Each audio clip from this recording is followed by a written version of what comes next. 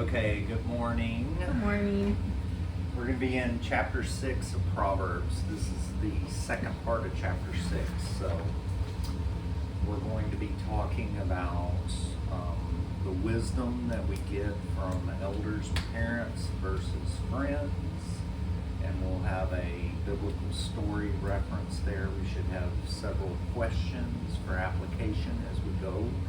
And then we're going to be talking about sexual purity, trust and relationships, that type of thing. And then the scripture poses an interesting question comparing a thief to an adulterer.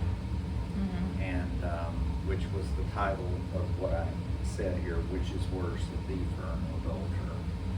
And it also clearly outlines the consequences of adultery.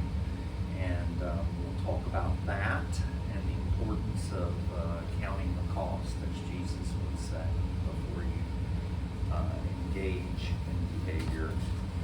So with that being said, let's go ahead and begin. Katia, would you like to read verse 20? My son, keep your father's command, and do not forsake the law of your mother.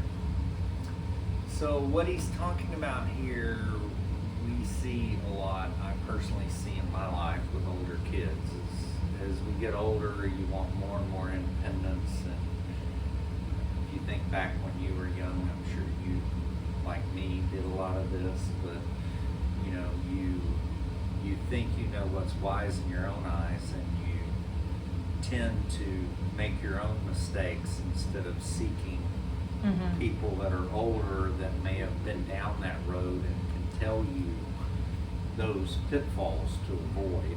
Yeah. And here he's reminding his son as he grows up to not forsake that advice, right? And we have a story here. I'm doing the Bible recap, so I'm kind of going through the scriptures on that.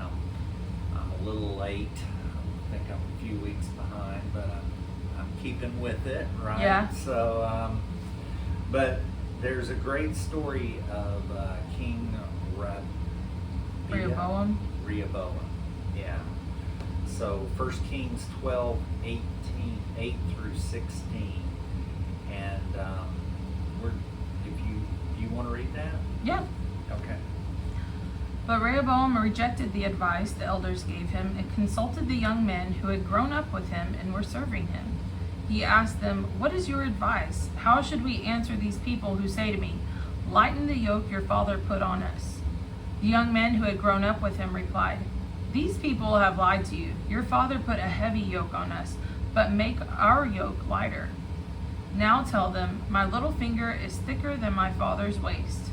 My father laid on you a heavy yoke. I will make it even heavier. My father scourged you with whips. I will scourge you with scorpions." 3 days later, Jeroboam and all the people returned to Rehoboam. As the king had said, "Come back to me in 3 days." The king answered the people harshly, rejecting the advice given him by the elders. He followed the advice of the young men and said, "My father made your yoke heavy. I will make it even heavier. My father scourged you with whips. I will scourge you with scorpions." So the king did not listen to the people, for this turn of events was from the Lord, to fulfill the word the Lord had spoken to Jeroboam, son of Nebat, through Ahijah the Shilonite. When all Israel saw that the king refused to listen to them, they answered to the king, "What share do we have in David? What part in Jesse's son? To your tents, Israel, look after your own house, David." So what you kind of read, if you missed that, was this is actually the dividing of the kingdom. Mm-hmm. So if you'll recall, David, when he had his indiscretion with Bathsheba, Yes. right, it was that you've essentially torn your kingdom, Yeah. right? And he said, for your sake, I will let Solomon keep it together, but after that, it will be divided. The north and the south. Correct. Yeah. So what you're reading here is which is essentially the 10 kingdoms. When it says Israel back to your tents, and what do we have with the son of David? This is the split Right. of the 10 kingdoms. And now, because of this foolish decision, he's going to have war and not peace. Correct. Through this whole time. All because of a foolish decision. But it's also fulfillment of prophecy. Correct. Right? So, the application, of course, is how many times have we rejected wise advice from elders and went with friends' advice instead that wasn't wise. And just because they're older doesn't mean it's wise. So we had this whole discussion this morning. So some of us didn't grow up with godly parents, right? So I think I talked about this before, but the word submit in the original language means to make straight or correct, okay? And when you look at that in the context of what is a very controversial verse of marriage, because wives submit to your husbands, what it really means, unlike what a lot of men tell you it means, is it means to make it correct. Right. Meaning that if your husband is in alignment with God, you should be in alignment with your husband. Right. If your husband is not in alignment with God, then you need to correct it.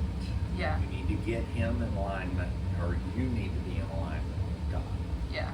Because we follow God's law, not man's law. Correct. Right. So that's kind of the picture here, is that, you know, we need to seek wisdom, but that wisdom needs to be consistent with the fear of the Lord. All wisdom is from God. Yeah. So I think some people take things literal. We're going to have that later in this discussion about literal versus the heart or the true meaning of what is said. So let's go on to verse 21. I'll read.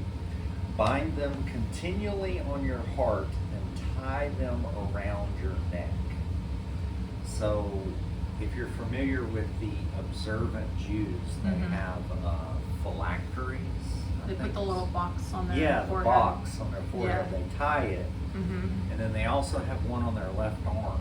Yeah. Why the left arm? Because it's close to the heart. Right. So they have it, they've taken this verse Literally. Yeah. literal, and the actual intention was to have it residing in your heart, to control your thoughts, minds. Right. And they've done it literal. To actually like study it, to know it, to understand Right. it, so that you can actually apply it. And If you you just putting, you know, Deuteronomy 6, 4, and 5, the Shema, in tiny writing and attaching a box here and say, okay, I've fulfilled it. No, that's not it's fulfilling not it. osmosis. Right. Yeah. You understand what I mean? Yeah. And this is just one example that even in Proverbs, where people have taken something literal and missed the whole purpose. Right. Right? Another example, since we're picking on the observant Jews right now, is if you're in Israel on the Sabbath, they have a Shabbat elevator. Have you heard of this? No. So the elevator, the scriptures in the Old Testament law say that on the Sabbath you're not to make a fire. Okay? So, because that would be work. Right. So, in order to keep that, they have denoted that electricity is a fire. So when you hit a button, you're making an electrical connection and a spark, which is a fire. Yeah. So for that purpose, in Israel on the Sabbath, the elevators are Shabbat elevators, meaning that they stop at every floor so that no one has to hit a button and break the Sabbath. That's very interesting. Wow. So once again, the Sabbath, if you get to the real meaning of the Sabbath, it was for rest and enjoyment. It was not,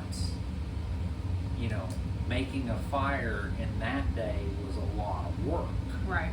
Making a fire in our day may be enjoyment for us, right? It's all about the context and the heart of it, right? And yet they missed it totally. And we do the same thing, right? How many times do we take a verse literally when it's supposed to be about the heart, or it's supposed to be about this, it's supposed to have a deeper meaning, you know, and we miss it totally, or we do it the other way when it means literally not to do that, and we go, oh, he's just talking figuratively so we can get out of it, you know. We do it both ways, you know. Another example from my perspective, and there's lots of different perspectives, so you don't have to follow mine, but from my perspective, if you do a word study on the word 1,000 in the Bible, where it's used, cover to cover, the word 1,000 has a literal meaning, not a correct, not figurative. Yes. Like God owns the cattle on 1,000 hills. He doesn't mean 1,000. He owns all the cattle on all the hills, right? A day in the presence of the Lord is better than 1,000 days, right? He means it's better than all the days.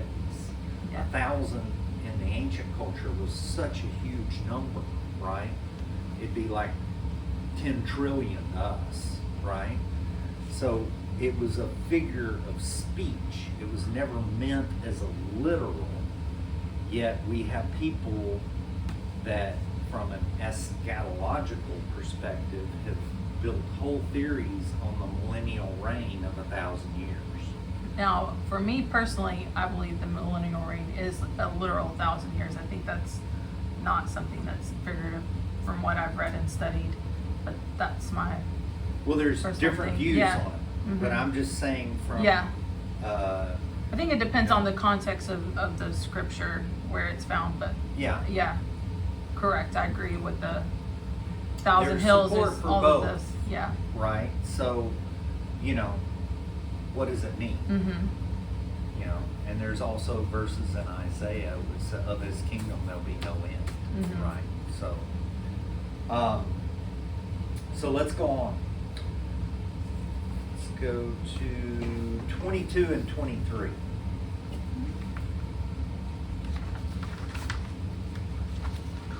When you roam, they will lead you. When you sleep, they will keep you. And when you awake, they will speak with you. For the commandment is a lamp, and of the law a light. Reproofs of instruction are the way of life. So here I got from the Believer's Bible Commentary, which I think you have a copy of, yes. Right? So here it says that, you know, the instruction, the word of the Lord provides guidance. That's the roaming, right, and leading. And then protection when you sleep, guards you, and instruction. Because the word reproof here is probably not a word we want to hear, right? Reproof means discipline, right? Yeah. But God disciplines his own, right? And if you think about it, you know, discipline, what's the purpose? It's to get us closer to him, right? Yeah. So the discipline, we shouldn't shun the discipline. We shouldn't, you know, avoid that. In If many ways, if he didn't love us, he wouldn't discipline us. So discipline is a result of love.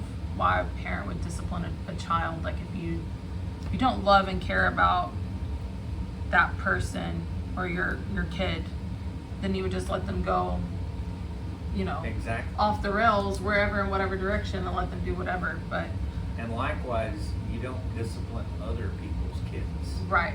You discipline right? You discipline your your kids. Yeah. So if you're a child of God and you're not getting disciplined, then it may be time for you to do some self-reflection. Right? If God's not disciplining you or bringing something to mind in some area of your life and drawing you closer, right? Then that could be a sign.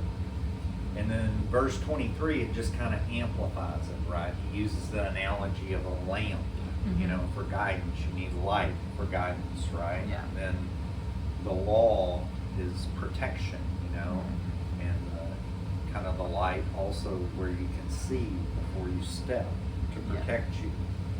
And then, of course, the reproof we've already talked about. This verse reminded me of Matthew 5. Is it 5? For you are a light on the hill, you know. Let your light shine. Right, but you can't be a light if you're not walking with the light. If you're not studying the word, if you're not, what's the word?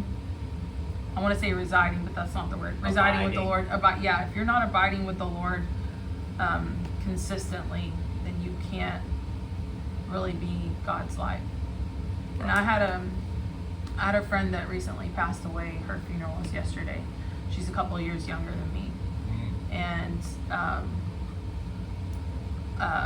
a week or so ago, while we were on vacation, my friend called and told me that she had passed, and it was very sudden. She died from cardiac arrest. But she had been in remission from stage 3 breast cancer. Anyways, she to me was like, I knew she's lived in Fort Worth. She walked with the Lord so intimately, and I mean, she was 1,000% committed to serving the Lord and walking with Him. And I've never seen anyone like that. I mean, very, very rare, I feel like. And she just radiated like God's light, and she was a light wherever she went. And she's also that friend that spoke, you know, not harsh truths, but like truths to be like, well, you know, like da da da da da. And there was a couple of times I was like, well, shoot, I should have listened to that, because she was very wise, like through the Lord. Like the Lord definitely gave her wisdom. But anyways, I think about that, and she was a light because she was abiding with the Lord, and there was no shadow of a doubt.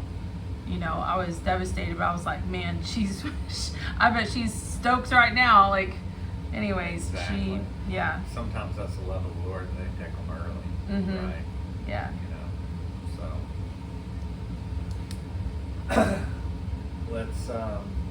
So now we're going to kind of transition here. So, verse 24 and 25. To keep you from the evil woman, from the flattering tongue of a seductress, the sin of uncleanness. And then 25, do not lust in her beauty, nor let her allure you with her eyelids.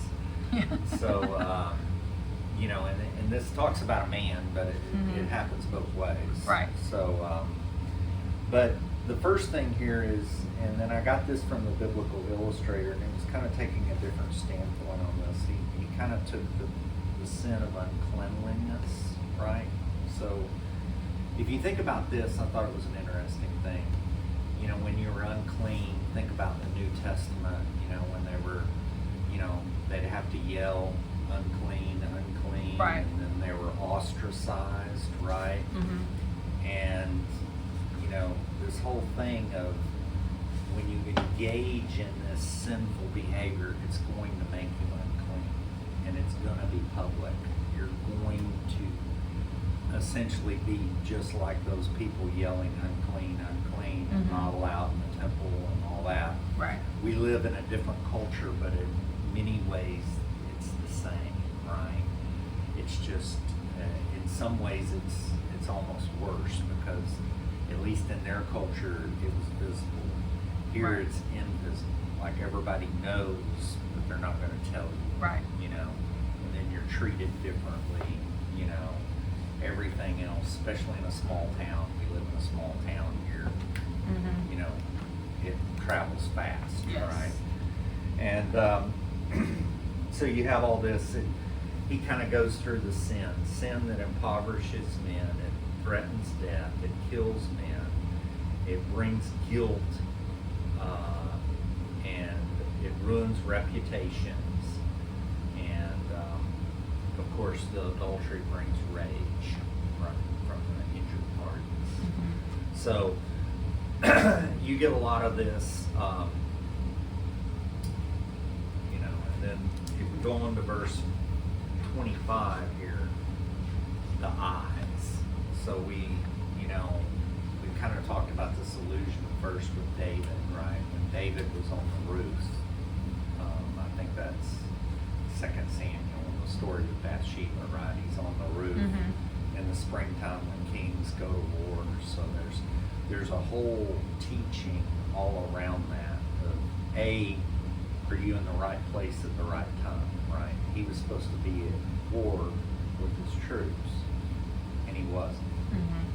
And then he was on the roof at shower time, right? And then he sees that, and instead of looking away with the lust of his eyes, he pursues. And then he asks somebody to go get her. And then even that person reminds him, she's married to one of your mighty men. Right. And he trips the wire. And I think that whole process, from a process standpoint, plays out with us, right? We get lots of those red flags, and we continue to trip those red flags. And we're going to go on in here, and we're going to talk about the consequences of that, and then the allure with her eyelids, right? So think of this as a predator-prey standpoint, right? Both parties are guilty, but in this case, the woman that's talked about here is Eve, right? So she's looking whom she's going to devour, right? So then she plays off the man's weakness, right? And then she starts to see that he's lusting, and then that's her cue. So then she starts flirting with the eyes, right? And you can see all this is played out. Yeah. That's kind of, and then my application question here is, what do you think? Why does Satan want to target marriage? Because it symbolizes the church, really Christ with, the people of the church. God ordained that. And I think that it's supposed to be the perfect. Christ is the head of the church, husband and wives, and there's a lot of symbolism between the two. So, and you've got two fleshes becoming one, like we're one in the body of Christ, and marriage, two fleshes becoming one. So I think there's a lot of symbolism, and you destroy your marriage, you destroy a lot of other things, especially if that marriage is founded and focused on the Lord. I think he really tries to target those even more. Yeah. So, absolutely. I had a friend who was going to meet up with, he's married, and he was going to meet up with another one of our friends who was in a very abusive relationship, going through divorce, fighting cancer, all these things. And he was like, I need to have lunch with her and like pump her up, like she's got to fight this, blah, blah, blah. And I said, I understand that. I said, but you need to be, I said, and I was like, I'm not trying to like offend you or anything. I was like, but you need to be very careful, because if you have that space, intimate space, one-on-one, and there's a lot of emotions flying around, I was like, you open up the space for other things to happen, whether or not that's your intention. But from a woman's perspective, I'm a woman, this is how a woman would perceive certain things, especially when they're in this emotional state, all these things happening. And I said, so you really have to be careful, and I just want you to think about that before you make a decision or whatever. And so, and I was like, and talk to your wife about it.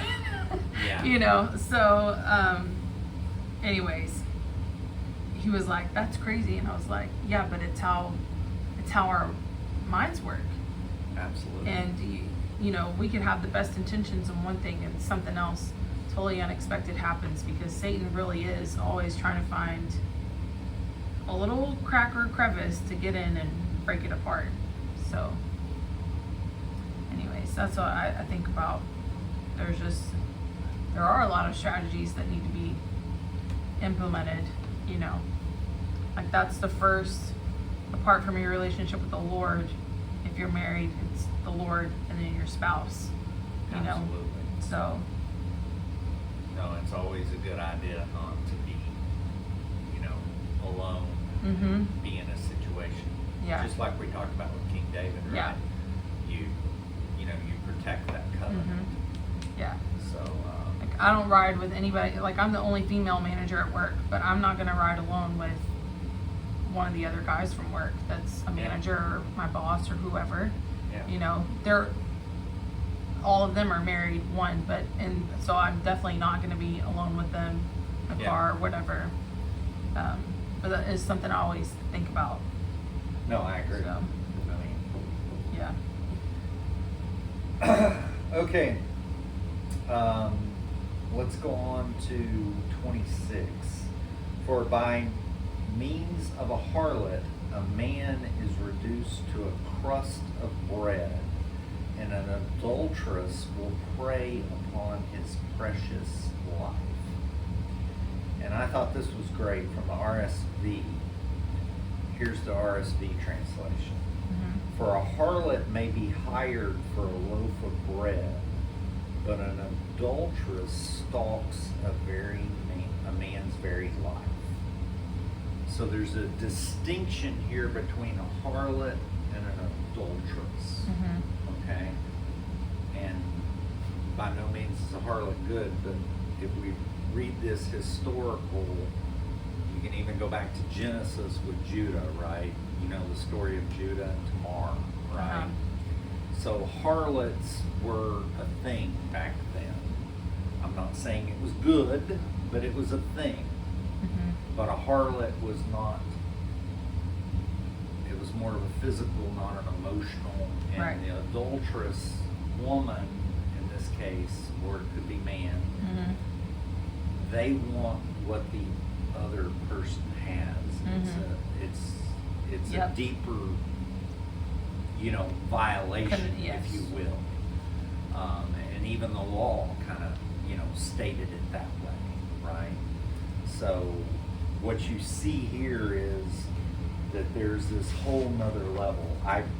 Heather and I, since we've both been off on vacation, we watched a series on, I think it was Hulu, Trophy Wife, but it was one of those things where, Like a you know, reality TV show. yeah, it Yeah. was a murder, you know, where the husband plots and murders the wife. Oh, okay. You know, and but it was, you know, it was kind of, it was pretty intriguing, you know, because this guy had a great wife. He had a great life, yet he was a philanderer, you know, Mm-hmm. and eventually, you know, it all caught up with him, and you know, he ended up killing his beautiful wife for some floozy lady, you know, Mhm. and now they're both in prison. Yeah. So, but that's the thing here, right? Is this floozy? She was not happy with just being number two. Yeah. So she gave him an ultimatum and said, "You've got to get rid of her." Yeah. You know, and the tone, of course, is, "And I don't want to split the money," right? Because they both wanted the money, Right. and he was very wealthy, right? So, and that's kind of a modern take on what this is, Right. And unfortunately, it still happens to this day. Yes. So let's read 27 and 28. Can a man take fire to his bosom and his clothes not be burned? Can one walk on hot coals and his feet not be seared? So obviously this is talking about the playing with fire and not getting burned, Mhm. right? So the bosom and the feet, you'll read the next commentary from the preacher's commentary. Those are euphemisms, because Mhm. the bosom normally kind of speaks to private parts, Mhm. and the feet were also a euphemism of a man's private part. Mm-hmm. So he's talking about the fire of that relationship, and you're not going to get burned from that. Yeah. And we probably all had friends or family that have had adultery or infidelity in their marriage, and the consequences of that are just off the charts. Right. I mean, The consequences are really endless because it could be physical, mental, it could be financial, devastating. Oh, yeah. Yeah. and the family and the kids, and Yeah. I mean, it just seems to have no end. And then you want to read 29? Yeah. So is he who goes into his neighbor's wife. Whoever touches her shall not be innocent. So to me, it looks like he's transitioning, right? Mhm. And we went from the harlot, which arguably not good, obviously, but more physical, to now adultery, now all the way to your neighbor's wife. Yeah. Right. So see the progression. Mm-hmm. It's like it has no end. Yeah. And we see that in the culture is people that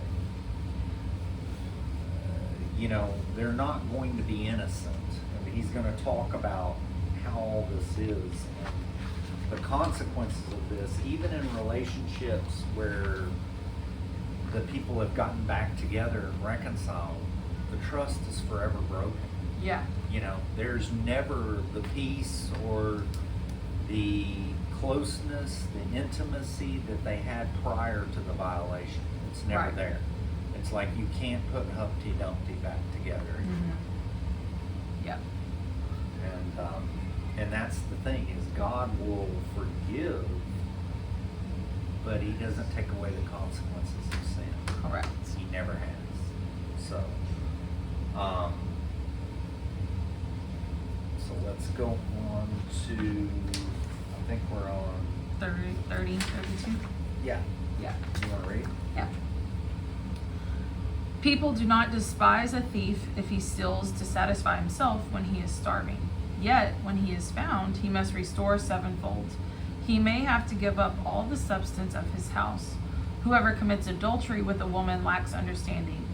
He who does so destroys his own soul. So once again, this is where we got our title, which is worse, the thief or the adulterer. Mm-hmm. See, the thief can pay it back. Right. You The can't. thief can be restored, but the Mhm. Old Testament had the death penalty for an adulterer. So that gets to a question. Why did God have the death penalty for adultery in the Old Testament? That's a great question. I think it goes back to within a marriage they're to be one flesh, and you've essentially ripped that apart with adultery. So it's a covenant breaker. Yes. Right? I can see that. I also see it as, I think he did it out of love, in my opinion. Mhm. And because although to us it just sounds incredibly harsh and undeserved, the consequences of it are so devastating. Look Yeah. at our culture today. Yeah. Let's just hypothetically say if we had instituted the death penalty on adultery 20 years ago in America, There's our population control. what would yeah. America look like today? Sure, that's an excellent Right? question. I mean, do you not think that people would be tight in their marriage? Mm-hmm. Like, adultery would be off the table if the death penalty, if you knew the death penalty was coming with Right. adultery. I mean, broken homes. Mm-hmm. How many less broken homes would we Right. have? How many less orphans would we have? Mhm. How many, I mean, all of these things stem from that one breakage, Yeah. you know? And then how many homes do we have that the father is absent? You know, all of this, you know, stems in large part due to that one violation. Right. Right. And so in many ways, I think the death penalty was out of love, Mhm. right? A kind of a darker thought of that is if your spouse is an adulterer and they died, it's almost easier to move on than to try and heal that Oh, I agree. marriage or relationship. I agree. Because then in a way your marriage has died. And that's It has. So It's definitely a death. You Mhm. have to pray for God to resurrect what can Right. be, you know. But yeah, I mean, the family is the basis of society, right? mhm. It goes from God to a man and a wife, to a family, to a government, you know, and on up, right? So it attacks the very fiber of our whole unity, right? Right. I mean, you could probably even go as far as to say, you know, had they have that, would we have all the problems we have with gender identity and, you know, homosexuality and all this stems from that one family unit being broken, Yeah. right? An identity crisis, you know, all of that. As you know, my mom has had over 6 marriages, so I know well of this. I've lived through Yeah. it, you know. So let's go on to, I guess I'll read 33. Wounds and dishonor he will get, and his reproach will not be wiped away. Yep. So I guess contrasting this with the thief, right? The thief could have eventually repaid it. People might have understood if he stole and he was, you know, trying to feed his kids at home. There may have been a justification. There's no justification for adultery. Yeah. There's none. Right. And this plays out. I mean, this. I'm trying to think of a word. The only word that comes to mind is idiot or fool. I know you're not supposed to call people a fool, but the guy that was caught on the kissing cam at the Coldplay concert. Yeah. Have you been following Yeah. that? I mean, that guy. If you read his statement, you know, about it, you know, he kind of said he took responsibility, but then he blames the kissing cam and says that something has to be done about this to protect people's privacy. So he's obviously not taking responsibility. Right. So he's the very lesson he was supposed to learn from this whole thing, He he's not missed. learned. He Yeah. missed it, Yeah. right? And that's why I led with what I called him. But, you know, another perfect example of a guy who had everything Right. and lost it all Right. in a flash. Yeah. And I mean, gosh, his poor, like both of their poor families Oh, yeah. finding out like that, like, oh my gosh, can't even imagine, you know? The ridicule. Mhm. I mean, I couldn't imagine. Yeah. But, I feel for his family, Yeah. not for him. Right. Yeah, yeah, yeah. Or her. Right. Mm-hmm.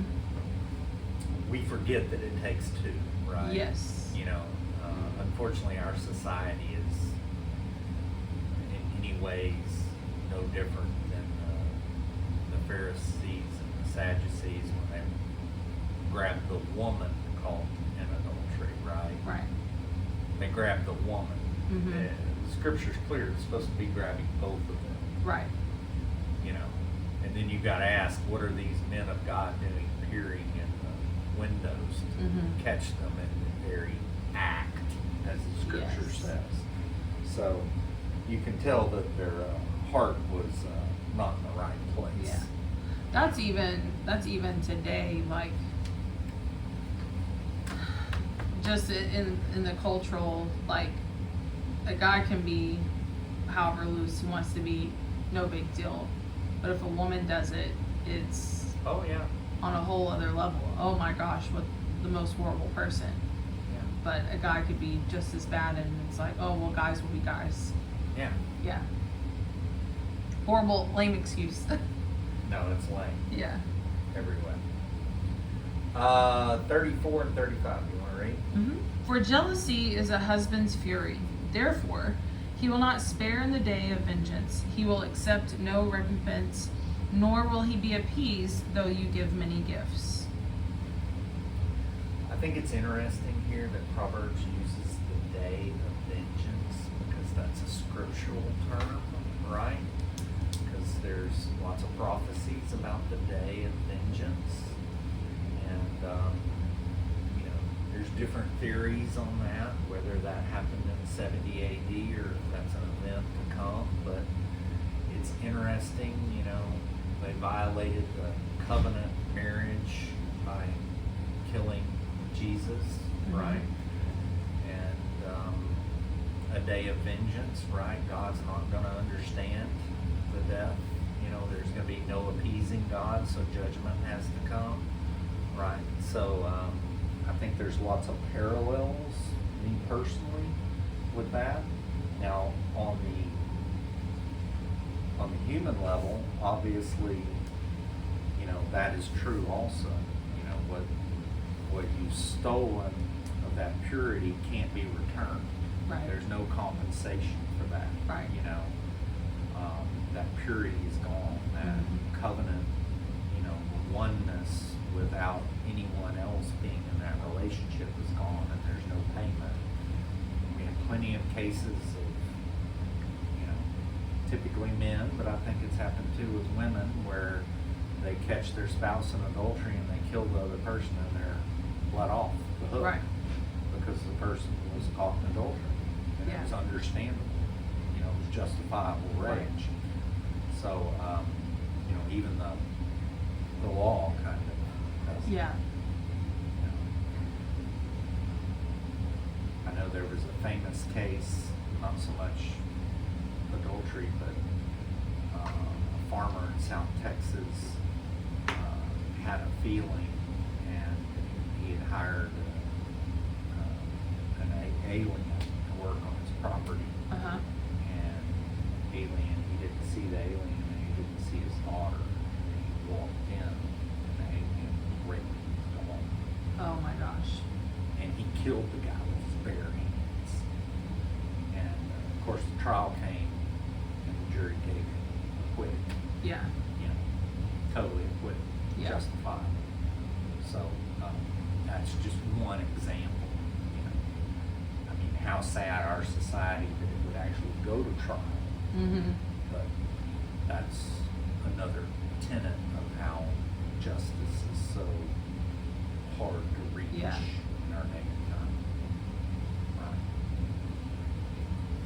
So, thoughts, questions? Did you Pretty learn- straightforward. Yeah. Did you learn something today? Yeah, I'm gonna, I really liked the submit to make straight or correct. Yeah. That gives another layer to that phrase. Yeah, I want to say if you go to the interlineary Bible, which has, and you look up that verse, then it'll give you the original Greek meaning on that. And I think a lot of people miss that. And, you know, the irony is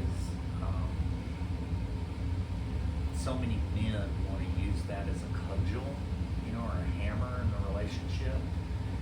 And, you know, when you read that whole passage, it's important to read things in context. When you read that whole passage, the man's got to love the wife like Christ loved the church and gave himself for her. So if you're not doing that, that's the prerequisite for the other. right? So you can't expect or even ask your wife to submit unless you're doing the first part. Yeah. If you're doing the first part, then your wife is going to be happy to submit, Yeah. right? If you're not doing the first part, then you're not qualified. Mhm. And there's other verses, and they'll be quick to talk about that verse, but they'll be less quick to talk about how your prayers are hindered, Yeah. you know? Because if you mistreat your wife, your prayers are hindered. I'm trying to think of the exact verse, but that's in there as well. So God took the marriage very seriously, marriage covenant. Okay, Yeah. I'll pray us out.